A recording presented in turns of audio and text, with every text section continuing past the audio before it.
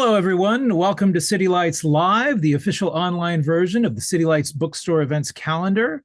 I am your host, Peter Maravellis, and tonight, City Lights, in conjunction with Cambridge University Press, is celebrating the publication of two remarkable and important new books. I'm referring to Running from Bondage, Enslaved Women and Their Remarkable Fight for Freedom in Revolutionary America. It's by Karen Cook Bell, and the book Brooding Over Bloody Revenge, Enslaved Women's Lethal Resistance by Nikki M. Taylor. Both books are published by Cambridge University Press, and both explore a hitherto little discussed subject. As part of our mission here at City Lights, we've always had an interest in alternative explorations of U.S. history, especially as seen through an anti-colonialist perspective. Both of our guests tonight have made original and eye-opening contributions to the public record, exploring the experiences of enslaved women who fled or attempted to flee bondage during and after the Revolutionary War. Professor Taylor's book specifically explores how lethal force was utilized by women as the ultimate form of resistance. This strongly challenges the assumption that enslaved women only participated in covert, nonviolent forms of resistance. Both Professor Cook Bell and Taylor have done a great service in revealing an entire chapter of U.S. history that has all but been obscured and hidden from view. I want to show you the books, actually, if you could take a look. They're really quite gorgeous, too. Very beautifully produced. We're going to be putting links in the chat with which you may purchase them. I'm hoping you really will check them out. Also want to take a moment now, as we do customarily at the beginning of each event, to acknowledge that we are beaming to you from the unceded ancestral homelands of the Ramaytush Ohlone peoples.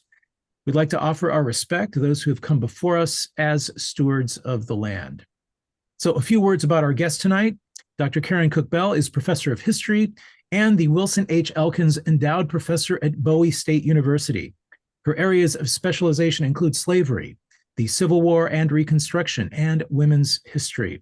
Her scholarship has appeared in the Journal of African American History, the Georgia Historical Quarterly, Passport, as well as other journals. She has published the book Claiming Freedom, Race, Kinship, and Land in the 19th Century Georgia, published by University of South Carolina Press, which won the Georgia Board of Regents Excellence in Research Award. She is editor of Southern Black Women Struggled for Freedom During the Civil War and Reconstruction, which is under contract with Cambridge. Her writings have also appeared in the Washington Post, Ms. Magazine, and Black Perspectives. Dr. Nikki M. Taylor is professor of history at Howard University, specializing in 19th century African American history. She is the author of the books Frontier of Freedom, Cincinnati's Black Community from 1802 to 1968, and also America's First Black Socialist, The Radical Life of Peter H. Clark, and the book Driven Towards Madness, The Fugitive Slave Margaret Garner and Tragedy in the Ohio. So really such a great honor to have them both gracing our virtual halls tonight. Please join us now in offering a warm welcome to Professor Karen Cook Bell and Professor Nikki M. Taylor. Welcome to you both. Welcome to City Lights. Thank you. Thank you so much, Peter. Thank you so much. And I'll get things started. I want to thank City Lights for organizing this event and inviting me to discuss this very important book with Dr. Nikki Taylor, Brooding Over Bloody Revenge. And for the benefit of our audience, I want to share that Dr. Taylor's book really presents a counter narrative to the scholarship that has emphasized that enslaved women only practiced everyday forms of resistance, such as feigning illness or staging work slowdowns and destroying equipment, and did not engage in organized or collective resistance. She argues and demonstrates very effectively that Black women used deadly force to resist slavery. And in fact, very few books have focused on how Black women used deadly force as retributive justice. Melton McLaurin's book, Celia, and Dr. Taylor's earlier publication, Driven Toward Madness, which focuses on Margaret Garner, who killed her young daughter rather than have her return to slavery, were really the only full-length treatment of this subject. So, Dr. Taylor, can you share your motivation for writing this book? Thank you so much, Karen. And I also would like to echo your thanks. I thank you.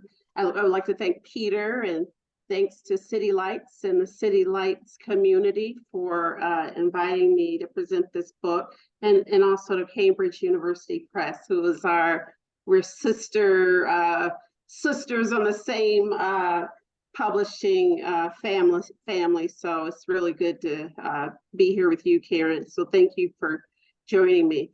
I've always, like I guess you too, I've always been fascinated by the history of resistance.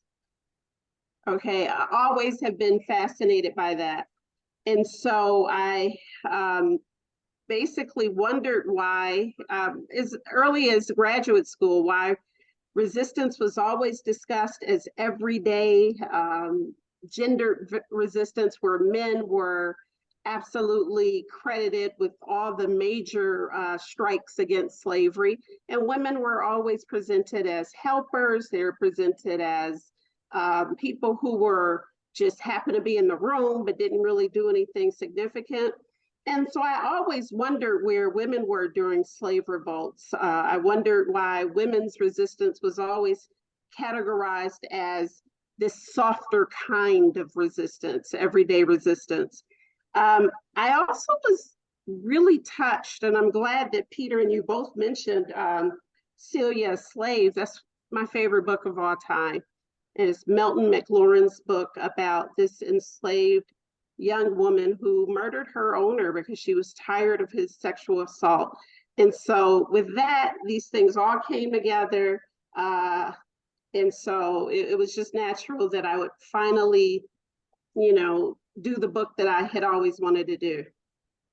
Yes, certainly. And I share your experience in trying to really uncover the hidden stories of Black women's resistance. I found that in my own work in trying to uncover women who attempted to flee bondage or successfully freed themselves, that their experiences are often overlooked in the scholarship, especially during the Revolutionary period. So certainly, I think your scholarship, as well as my work, are really going to change the narrative of Black women's resistance. So really, can you set the stage for us? Who are the enslaved women who engaged in lethal resistance, and why the need to shed light on their specific experiences? Yeah, so that's a really great question. If I had to generalize these women, Karen, I would say that these were women who had dual duty as so-called house slaves and so-called field slaves. They did both of these jobs. So they not only cooked and cleaned inside, tended to their enslavers' children, but they also had to tend the fields, pick the corn, thresh the wheat. And so it was really around the clock service in every capacity imaginable. So they weren't strictly categorized as just being house slaves, so to speak, or field slaves, but they did it all. And so the nature of the work they did, the fact that they were working perpetually around the clock, meant that they were exhausted and oftentimes very frustrated with their work life. In addition, these were women who were relatively isolated from other Black people, cut off from the robust Black community that we all envision when we imagine what it was like in the days of slavery. Their targets were usually their mistresses, the white slaveholding women, and widowers and bachelors. So men who lived alone tended to be the targets of these women. And so we must shed light on these women because they are begging from the grave for better treatment and for people to know who they are, so to speak, and their voices speak out in thundertones from the archives. So it was really an honor for me to reclaim their voices and their stories for this project. Okay, yes. And certainly in my book, Running from Bondage, I challenged the prevailing belief that enslaved women could not gain their freedom through subversive actions by running away. And I examined really over 1,000 runaway slave advertisements to document the prevalence of flight by enslaved women during the Revolutionary period. So I'm interested to know what sources you use to write Brooding Over Bloody Revenge and how you address the silence that's in the archive on Black women's resistance. Yeah, Karen, unlike your work, which really benefited from a robust archive of these fugitive slave ads, I was not as lucky with the road I traveled, but I basically, the biggest source that I think was surprising to me is I found these records, the coroner's inquest records. And coroner's inquest were basically the investigative notes of the person, the coroner, who was assigned at that time to investigate murders. And so the coroner would, basically call together an inquest jury, usually made up of other slaveholding men, and they would investigate the murders committed by these enslaved women. And they took notes. They took notes on what was said, the scene, the testimony. And I had never encountered these coroner's records before. And so that was very surprising for me to find, so much information in those. I also found trial transcripts from the actual cases, although those were not as rich as the coroner's notes and records, because, enslaved people were not usually allowed to testify in court. I also used newspapers, to verify and also to challenge or to have a counterpoint for some of the things I found in the inquest notes. I also used journals of the House of Burgesses. And sometimes I found notes from ministers who jotted down these women's confessions. And so it was really a rich set of sources when I put them all together, but I didn't benefit from having just endless numbers of fugitive slave ads that you could, use for your study. Right, certainly. And what I found in my research is that Black women were not missing really from the historical record. Mm-hmm. And certainly they were not silent in the sources. They were everywhere in newspaper advertisements, even in trial records and other official records. In my case, freedom-seeking women appeared as expert witnesses in trial records, for example. So the challenge for me was not locating sources on enslaved women's escape, but making sense of the fragmented evidence. So do you think that your work, your research in Brooding Over Bloody Revenge is ignored history and is a part of the broader issue of gender and scholarship? I wouldn't necessarily say that it's ignored history, but it's just, I don't think people consciously ignored these stories like mine and yours. I just think that, like I said, in my case, the records are just, we don't usually know about these records. I mean, I'm at this age when I found these coroner's inquest records, so very late in my career was I even introduced to these records, and I had to learn about them, learn what they were. And so that is just a deficit maybe in having an awareness of the fact that these things exist. And so the women's voices were there. And I was really shocked, Karen, because what I thought would happen is that, I would not be able to find these women's voices, but their confessions, their thoughts, what they said, their last words on the execution gallows, all of that was there. And it was really shocking. And it was a pleasant surprise for me that I could actually bring their actual words to the book. And so that was really important to me as an author and as a Black woman historian. Right, certainly. And certainly in my own research, I used a lot of the scholarship of Brenda Stevenson, and of course, thinking about her argument that enslaved women really revered resistance as a female trait, which enabled them to protect their most fundamental claims to womanhood, their female Mhm. sexuality, and their roles as wives and mothers. Mhm. And I also, gravitated towards, of course, Deborah Gray Wright's arguments that women dissembled their objective reality and masked their thoughts and personalities in order to protect their lives from white and male invasion. And really, we see this throughout your book. I mean, you talk about the concept of wild justice articulated by Francis Bacon, and how enslaved women who used deadly force sought retributive justice. You talk about the American judicial system that was certainly constructed within the context of slavery and never made justice or redress for Black women a goal. And therefore, you state retributive justice was born. So can you go into some detail about the specific stories that really brought home the experiences of enslaved women with lethal resistance? And what were the physical and emotional impacts of engaging in lethal resistance? Yeah, thank you. Well, so maybe themes is a better way for me to talk about these women, and maybe I'll end this part of the discussion with a story or two. But the themes that I saw in all of these women is that all of their cases reveal just how bad the American judicial system was. Not only the judicial system, but the processes for enslaved people, enslaved Black women specifically. So that's a theme and a current throughout the entire book, because the book is actually built around 7 case stories.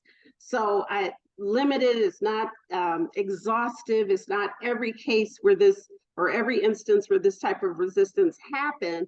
For example, I don't talk about Celia, a slave, from McLaurin's book, so I don't even pretend that I'm doing all of them.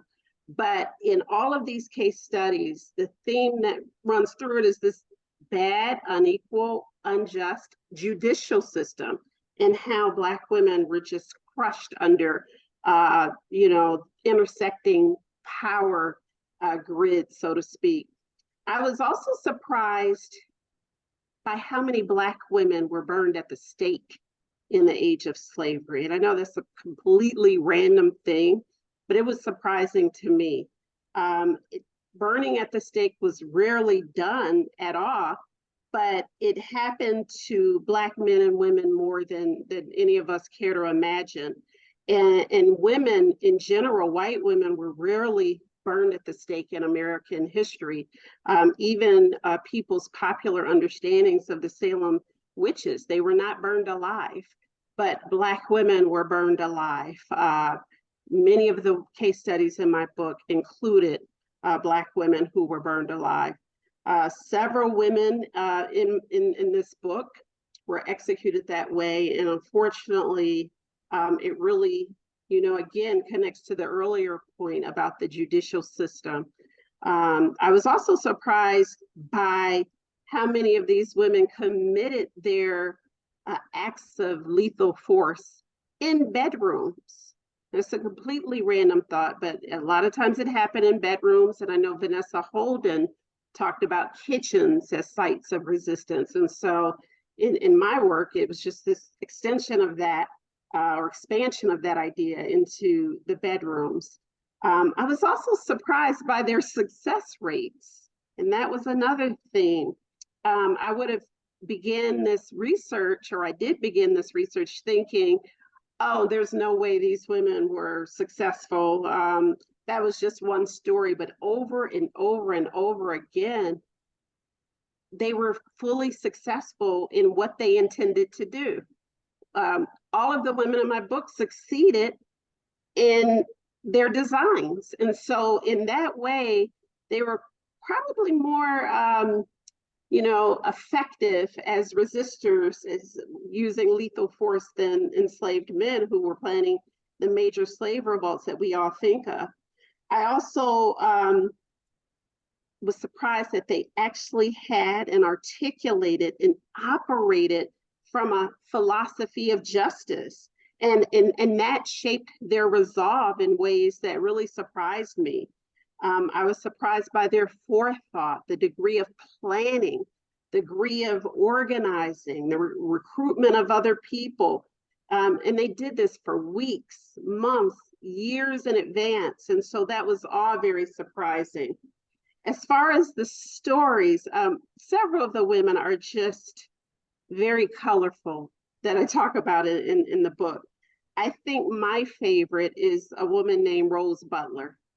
And she wasn't enslaved in a place that any of us would think of as a typical place of enslavement.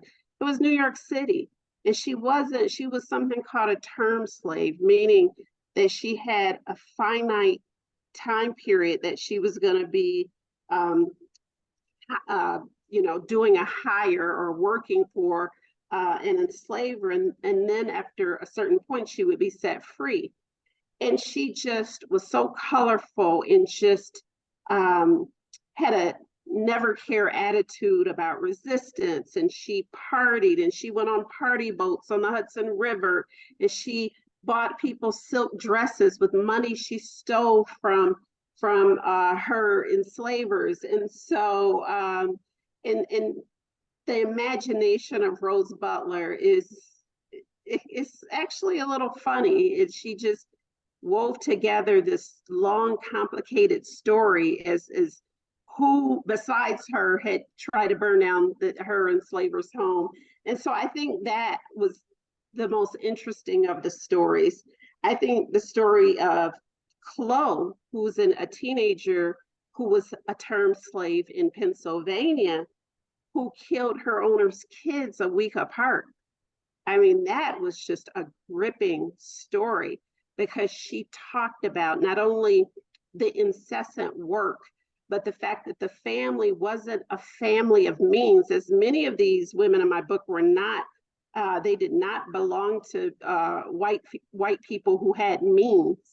And so she was huddled together with this large family, and she didn't have privacy. She was a young woman developing, her body's developing. She didn't have any privacy. She was under constant surveillance from this family from the time she woke up to the time she laid her head down. And she talked about the incessant tattling. The mistress enlisted her children to surveil and stalk Chloe in all of her waking hours. And if she did anything wrong, if she took any moment to herself, they would tell their mother. So they were an extension of the disciplinarian mistress. And so she resented the entire family. And so she determined that the children, it didn't matter that they were children, that they were an extension of their mother.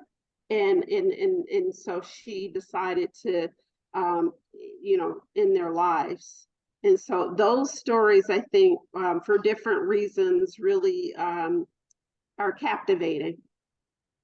Right. Certainly, your book, talks about how these women were not impulsive nor irrational, that they planned every detail of the deadly force that they used. And you also talk about them being, this concept of complicity and how every member of the slaveholders' family was complicit in the abuse and denial of humanity to the women in bondage. And Chloe's, story certainly underscores that. She didn't believe that there were innocents or faultless, people. Right. Even the infants, the women, and of course the young children were all complicit in slavery, as Nat Turner demonstrated also in his Revolt. Yeah. So was freedom the motivation for these women? Were they engaging in these deadly acts to gain their freedom, or was it simply retributive justice?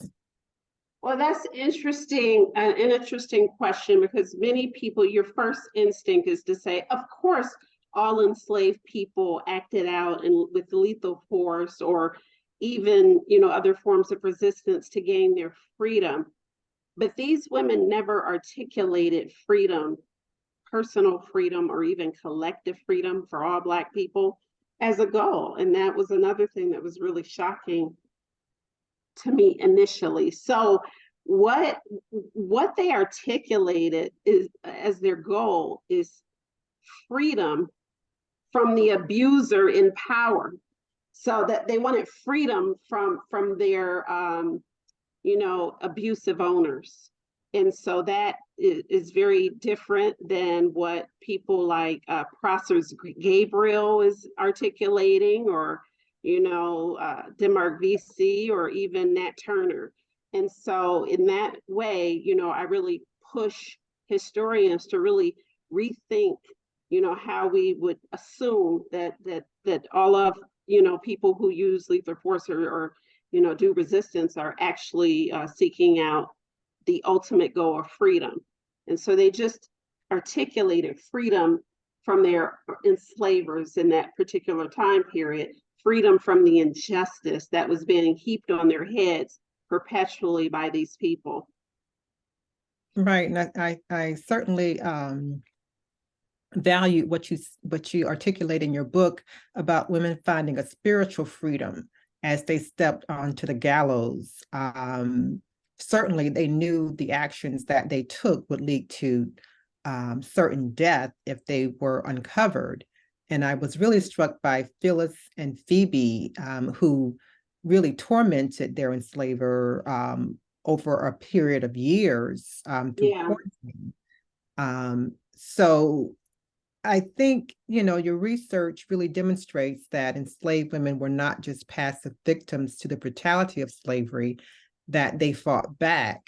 And certainly there were no benefits to slavery, as some people in Florida have espoused. So, when we underscore these important points about women using deadly force, I certainly think about even the continuities today and in the 20th century. So do you think there were continuities between what Black women faced during that period and today? Yeah, that's a good question. In my afterword, in the back of the book, I could make some connections, not just from slavery, but the period right at the beginning of the 20th century, the mid 20th century, all the way up to the 21st century. And basically, we hear these stories, but we don't necessarily connect them in our regular everyday lives. For example, many people know about Crystal Kaiser, and she's an African-American woman who in 2018 killed a man named Richard Volar III, who had been raping, and he had imprisoned her since she was 16 years old and trafficked her. And so she one day went to his home, killed him, stole his BMW, and did all of these things that was so reminiscent of Rose Butler in my mind. And she basically, when she was caught, she told the officials that she did it because she didn't think he was a good man, in so many words. She said she wanted to protect the young women that he continued to traffic. And so when it came to her defense, there were so many striking similarities. She tried to claim self-defense. And there was this affirmative defense idea that basically said that if it was passed in 2008, this affirmative defense law, and it basically would have allowed her to claim self-defense for the things that she did to Richard Volar. Well, the judge and the prosecutors fought like hell to prevent Crystal Kaiser from claiming this affirmative defense. And so, they didn't want to hear testimony about Richard Volar's past, his past as an enslaver, his past as a trafficker, his past as a child molester. They didn't want to hear any of that because they wanted to make her be the boogeyman. They wanted to make her be the one that paid for her crimes, and allow society to think that he was her victim instead of the reverse. And so it was strikingly reminiscent of what these women went through during the age of slavery. judges that just had no sympathy for Crystal Kaiser, prosecutors that wanted her to have a maximum sentence. There was no humanity, there was no compassion.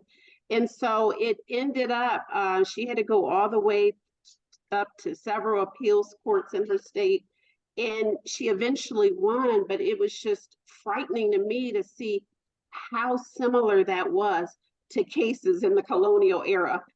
And we should never be able to say that, right? And in 2023, in the 21st century, that the prosecution of justice, that how the judicial system handles Black women, powerless Black women who have been victimized, sexually assaulted, enslaved, and trafficked, is without any compassion, just like, how they were handled in that era.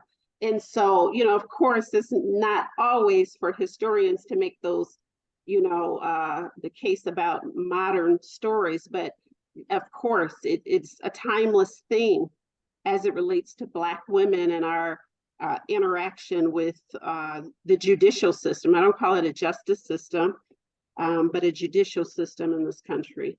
Right, certainly. And in the age of slavery, as you referenced in your book, the formal legal channel to obtain justice through the judicial system catered to white Americans exclusively, so that neither the Constitution, the legislation, the courts, or the police extended justice or protection to Black people. And in that way, there are certainly similarities to the circumstances that many African Americans find themselves in the 21st century with regard to the legal system. So what myths do you hope your book will dispel, or what do you hope your book will help readers to unlearn?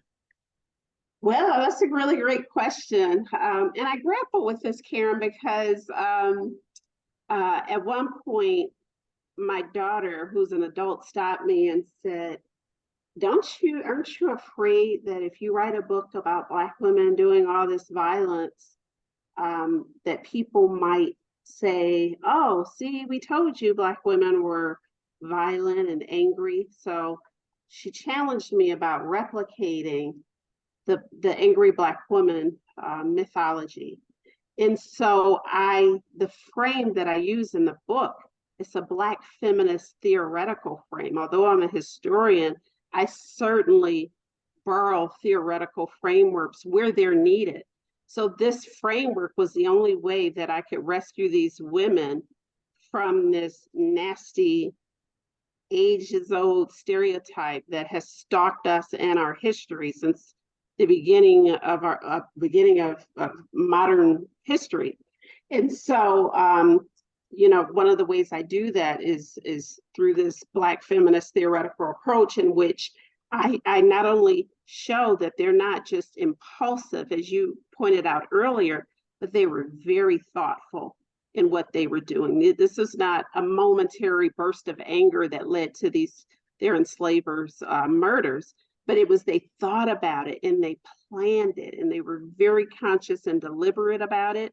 They were organized. And so, I do that. I also show that they are intellectuals in their own right, so I push people to expand the idea of what an intellectual is and who gets to claim the rights to an intellectual. So if we look at organic intellectualism, they were absolutely that.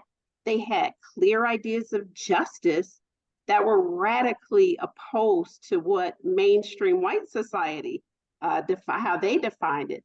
They had a very keen sense of injustice. So in that way, they were thinking, intellectual people who planned out things, who were organized, and all of those things that I demonstrate completely obliterates the angry Black woman stereotype. Oh, in my mind, you guys might think otherwise. I also try to shatter these one-dimensional ideas about enslaved women's resistance. Like, that's why I like your book, because the women were moving. They were resourceful and resilient, and they just weren't being acted upon and abused and raped, but they were acting actors in their own right. And that is important for young Black women in our classrooms across America to know that, we used, we were very resourceful, and we used our minds to resist this completely oppressive system. Another thing that I hope to dispel is the idea that enslaved people didn't know what justice was, so that's a simple concept. And that's pretty much, what I thought I would do. Did you also have a similar goal when you were writing? Right. Mm-hmm.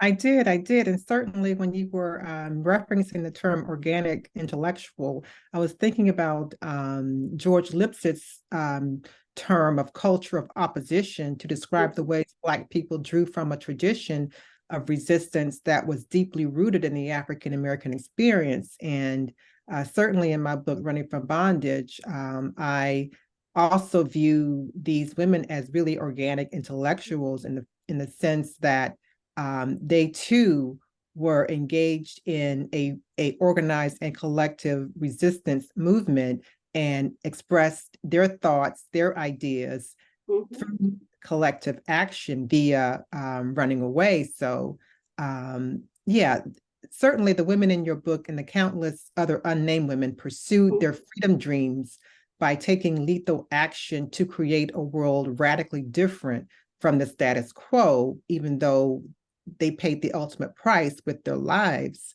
to create that other world that did come into fruition during the Civil War and after.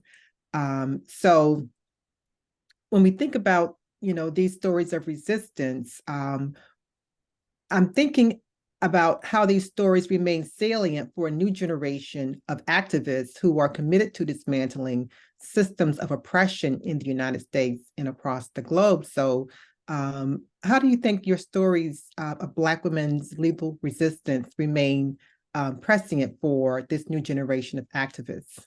Wow, that's a really tough question. I really like it. Frantz Fanon, in his seminal text, Wretched of the Earth, has this little line that really made me think about this. Violence against oppressors can be cathartic for those who have been oppressed. But that's not necessarily my philosophy, but I just wanted to throw that out there.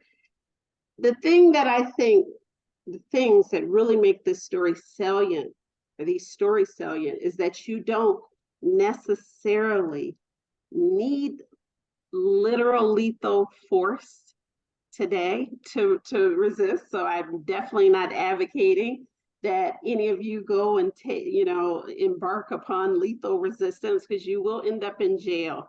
And in some states you could get the death penalty for sure. But so you don't necessarily need lethal resistance in today's context, but you definitely need to have a philosophy about justice or equality or democracy.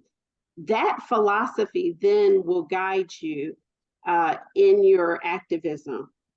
I would also say another point is these women, and yours, Karen, teach us that you don't necessarily need formal education to be out there organized to resist oppressive systems. But you must know who your opponent is, or your oppressor. You have to know that person in and out. And that's what the women in my book taught me. Like, they studied their enslavers. They knew their habits. They knew when they went to bed. They knew what they ate. They knew how often they ate it. So you must know your opponent, oppressor, inside and out. You must know their weaknesses and their points of vulnerability. And so that's something we don't necessarily think about, right? Oftentimes, you don't need an army to resist oppressive systems. These women taught me a lot. I thought the civil rights women had taught me a lot, but these women really taught me a lot. You don't need an army. You can do it alone, but you must be dedicated to the working philosophy you have that I mentioned earlier, and have a resolve and a willingness to die, literally or figuratively, for the cause. And that is what they did. And so, what about you? What if I pose that question, a hard question right back to you, Karen? Yes, so certainly I concur with everything that you said. I think in terms of activists today, I think that what is needed, as I think about the way the Black Lives Matter movement was organized by 3 Black women, is, a sustained commitment to the cause. And I think that throughout history, Black women have been in the forefront of movements to address inequity and social oppression. I think about, Mamie Till, whose grief launched the modern civil rights movement. I think about Sabrina Fulton, the mother of Trayvon Martin. His death sparked, a movement, and of course she was in the forefront of advocating for justice for her son. And I think about Lucy Macbeth, whose son Jordan Davis was shot to death because his music was playing too loud by a white man. And now she's a member of Congress advocating for gun control. So all of these stories, your stories, my stories, really are a source of power for activists today. And I think that's why these stories are so crucial to understanding the ways in which African Americans engage in resistance, be it individual, collective, organized resistance. It's critical. And I think history is a source of power, and all of these stories really disrupt the master narratives. So I think with that, we'll open the floor up to questions. Yeah, we do have a few coming through. Let's see. Antonio Austin asks, Dr. Taylor, what was your most interesting finding from the case involving Annis, Lucy, and Phyllis? Antonio is one of my students. Thanks for coming, Antonio. I guess the story was hilarious. Of course, murder is not hilarious, but they killed Annis, Lucy, and Phyllis. They killed their owner with a feather bed. And I just didn't think that was possible. But what all that story and all the rest of them show, none of these women had pistols or, a knife or any of the modern weapons we may think of, but they used regular household instruments. They used fence rails, a feather bed. One of the women in Virginia used a pillow to kill her owner, her enslaver. And so it was just like shocking. It on the surface would look like they just grabbed it quickly as an instrument of opportunity, but oftentimes these women thought these things out, for a long time, as I said earlier. The feather bed was the funniest story. Antonio, what did you think was interesting about that? You can put it in the chat.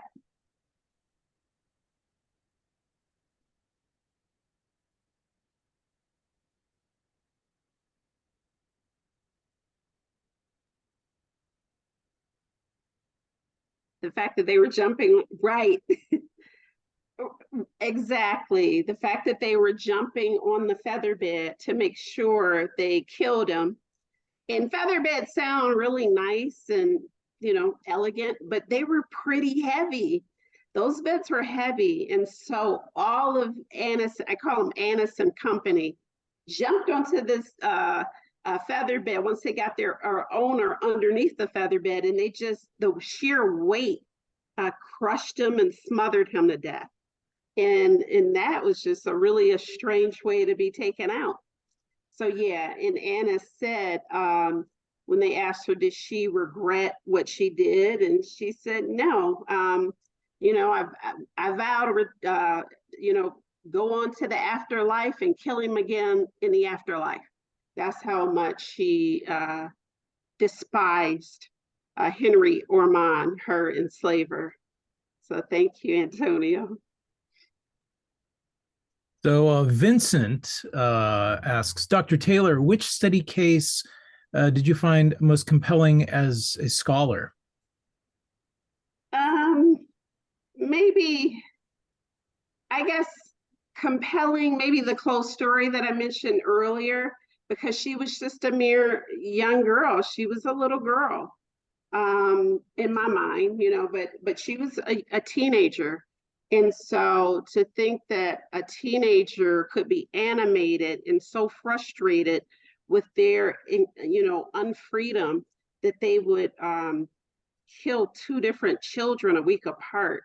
Yeah, that was compelling. It was also very sad because she was going to be promised freedom at 28 years old in the Commonwealth of Pennsylvania, because she only had a set term. The Gradual Abolition Act was set to free her, and she just couldn't take it. And whether or not what I didn't find out is whether or not she knew that her term as an enslaved person was ending. But even if she knew, she obviously didn't care. She had to effect this thing to stop her mistresses and her children's perpetual cycle of surveilling, tattling, beating, surveilling, tattling, beating, surveilling, tattling, beating. She said enough, and she ended it. Shauna asks or says, thank you for the conversation. Dr. Bell, have you done or is there research out there to see how the freedom seekers ended up? Did they finally get free?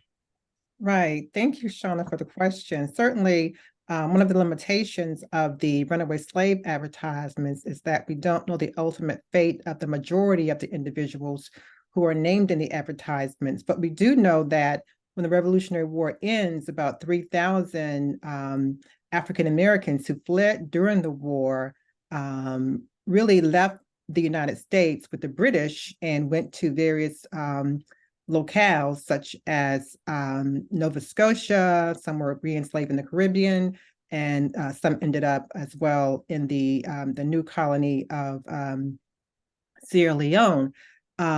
But certainly one of the most compelling stories of an enslaved woman who does gain her freedom during the post-revolutionary period is Ona Judge. And of course, I'm sure you're familiar with the work of Erica Armstrong Dunbar in her book, Never Caught, who chronicles the life of Ona Judge, who does manage to escape from President George Washington's household and makes her way to New Hampshire, where she's able to live out the remainder of her life until she dies in the 1840s.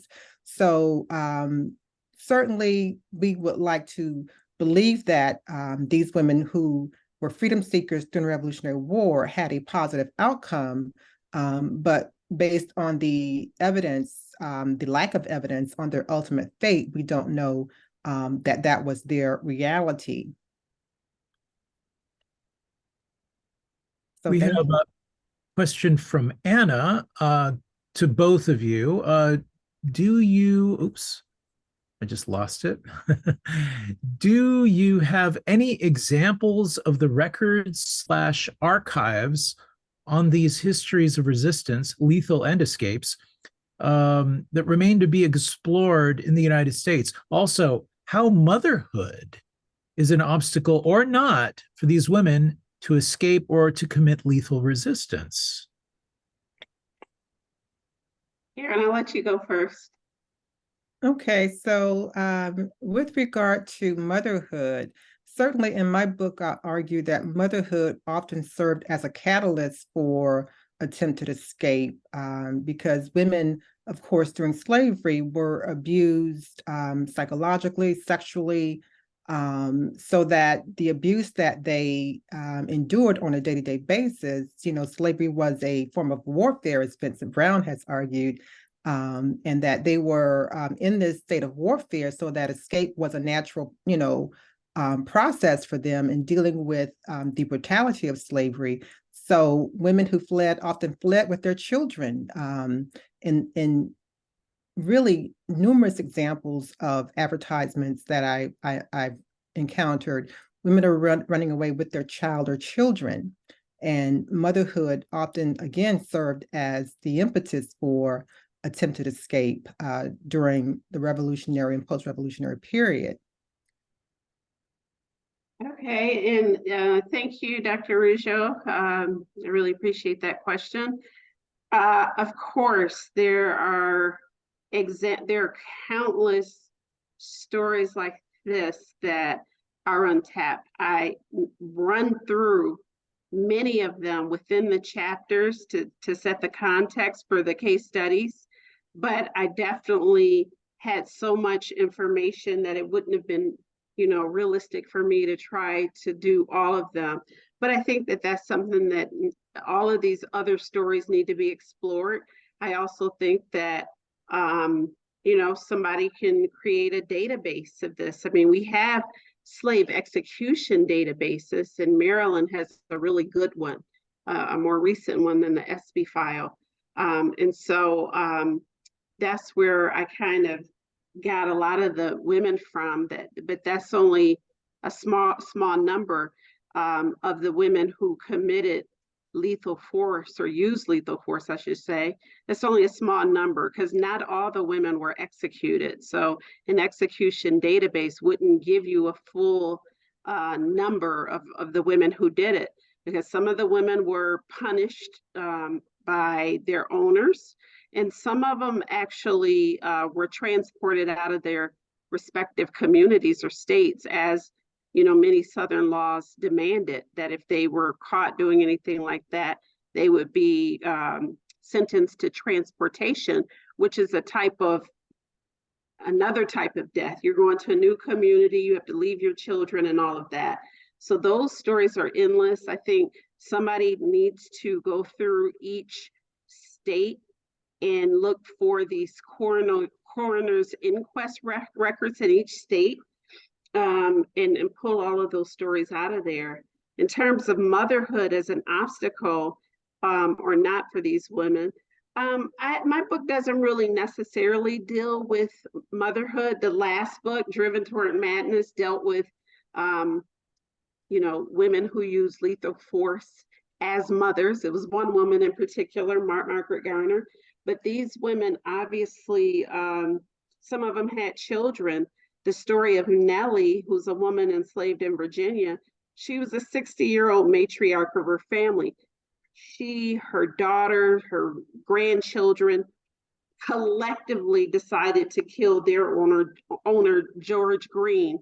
And so motherhood is at a play there, because when it came up in court, the people who advocated for the young children who were involved to get their execution stayed, they said, well, maybe they were being forced into this by their mother and grandmother. And so that's the only way that I deal with it in the book. But, obviously you can't, ignore motherhood as an obstacle or hindrance to women who want to commit this, because obviously you would leave behind your children if you're executed.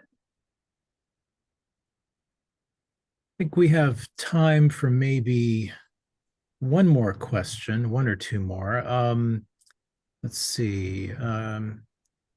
Tomiko asks, Dr. Taylor, given that your framework is Black feminism, do you see lethal resistance as an act of identity making for the enslaved women? Okay, and then she has something else. Yeah. Yes, there were. Yes, there are gruesome stories and punishment they receive, such as public hanging and then galvanic experiments on the body to rationalize why they killed their master. Okay, so I guess what she's asking is, well, I don't know that my framework of Black feminism, I guess I don't really know what you're asking. Is an identity making for enslaved women? I guess I don't know what that part means. Are you able to unmute her, Peter?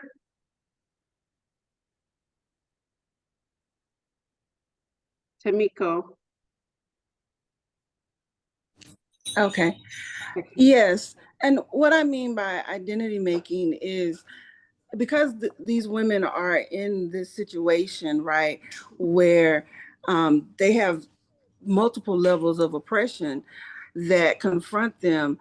I feel like their acts of resistance, lethal resistance, was a way, even though they know that at the end of it, they're not going to be fully free, right? That it was a way for them to sort of effectuate their identity. And because otherwise they're just seen as like this other, right? Yeah. Yeah, that's a really complicated question, and I think you stumped me on that, Tamiko. I think at the end of the day, these women, although they're not Black feminists themselves, which Tamiko knows that, and I just want everybody else to know that they're not Black feminists themselves, but they did act in ways that we now understand as Black feminism. I think that's where you're kind of going, and yes. and there's a point at which they are very conscious of themselves in the courtroom. They're very conscious of themselves in their fate, in their plight throughout their trials. And, you know, they took great pains to make sure that their voices were heard one last time. Most of them, with the exception of the woman in Texas, most of them took the time to say their final words or their final regrets, if they had any. And I think that was a very powerful reflection of Black feminism, right? To speak out in thunder tones in the face of, you know, audience or, you know, in the gallows that may be hissing and booing and wishing for your a quick and efficient death. So I think that was important for them to have their voice, to have a final word. I don't think that they necessarily thought of themselves as leaving a historical record, but they wanted the people who were there to witness their executions, the spectators, to know that they had taken their power back from their enslavers. And I thought that was very powerful. And that is consistent with how we now today as scholars define Black feminism. And I think we have time for one more. Antonio asks, Dr. Cook-Bell, what was the most interesting ad that you came across during your research for your book? Okay, thank you, Antonio, for that question. I would have to say that the ad for Margaret Grant was the most interesting. There were two ads for Margaret. She ran away twice. The first time she ran away was in 1770, and the second time she ran away, she was pregnant. She ran away in 1773, both times from Baltimore, Maryland. So what made her ad, you know, unique for me was the fact that she obviously had, you know, endured, you know, some very, very difficult circumstances during her enslavement. She had help the first time she escaped. She escaped with a convict servant named John Chambers, and she dressed in men's clothing to escape. So her escape really stood out to me because of that, because of the means that she undertook to gain her freedom. And of course, when she ran away the second time pregnant, you know, we don't know the circumstances of her pregnancy in terms of who the father was. The father may have been her enslaver, we don't know. But the fact that she was willing to take drastic measures to escape while she was big with child, according to the advertisement for her escape, you know, underscores the fact that, again, motherhood really did serve as a catalyst for Black women's escape. And that defies, you know, some of the scholarship on Black women and resistance, because the narrative is that because they were mothers, that they would not and could not escape. So Margaret's ad stands out for me.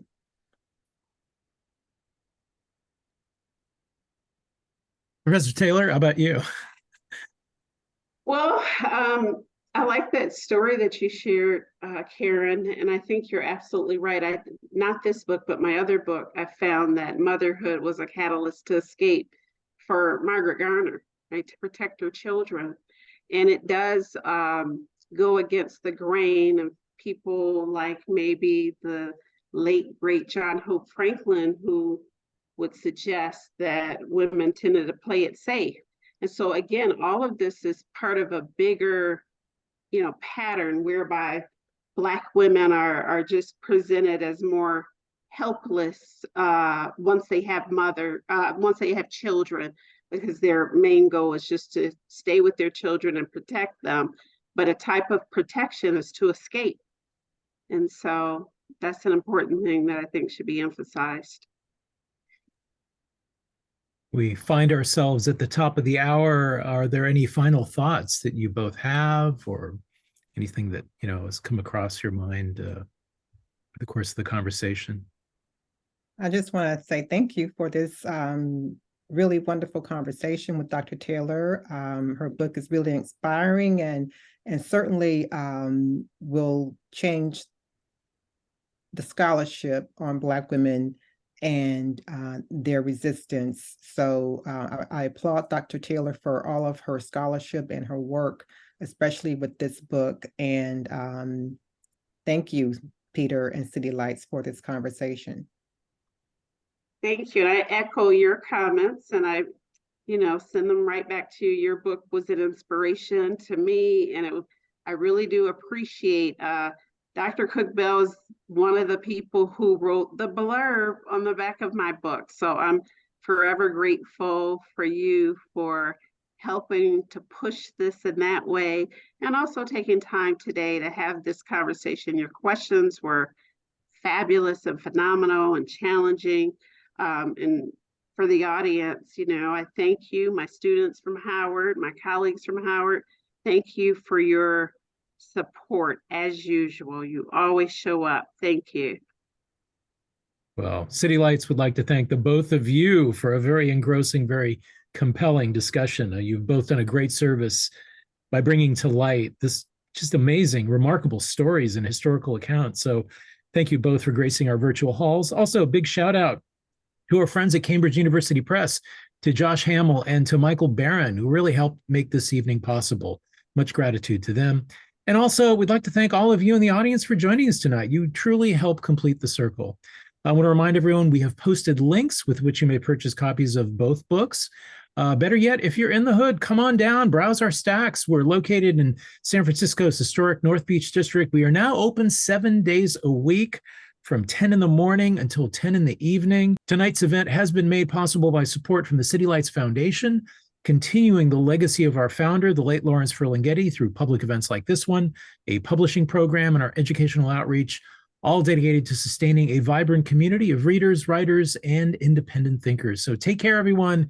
We hope to see you all again very, very soon. Be well. Thank you. Bye-bye. Thank you. Bye-bye.